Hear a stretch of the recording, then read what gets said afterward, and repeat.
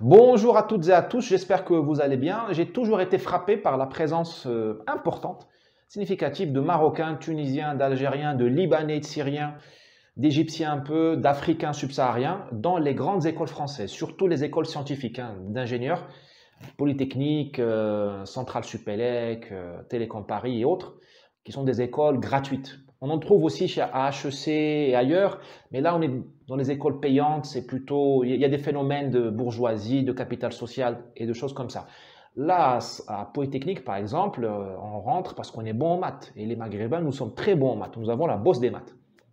Je connais plein de fils, enfin plein, quelques fils de bergers marocains, de l'Atlas, du RIF, qui en une génération sont passés du fils de berger au stade d'ingénieur dans une grande boîte française d'aéronautique.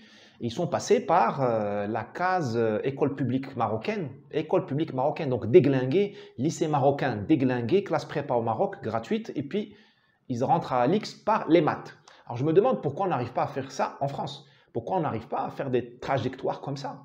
C'est assez facile la bosse des maths, quand on l'a.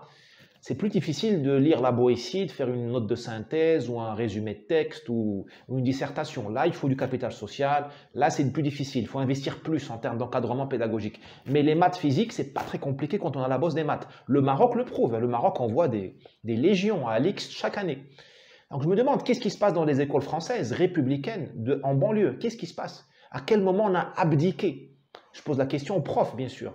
Je la pose aussi aux pères et aux mères de famille. À quel moment on a abdiqué? Parce que sincèrement, les maths, c'est pas très compliqué quand on a la bosse des maths. Voilà. Bon, je sais de quoi il s'agit, hein. J'ai la réponse, hein, mais je ne m'y résous pas. Je voudrais la vérifier. Cette réponse, je l'ai intégrée dans mon dernier livre, qui est un e-book qui s'appelle De la diversité au séparatisme, où je raconte l'échec des diasporas maghrébines et africaines en France. De certaines diasporas, pas toutes, parce que les Libanais s'en sortent plutôt pas mal. Voilà, c'est triste, mais posez-vous la question avec moi. D'où vient cet échec des diasporas en France?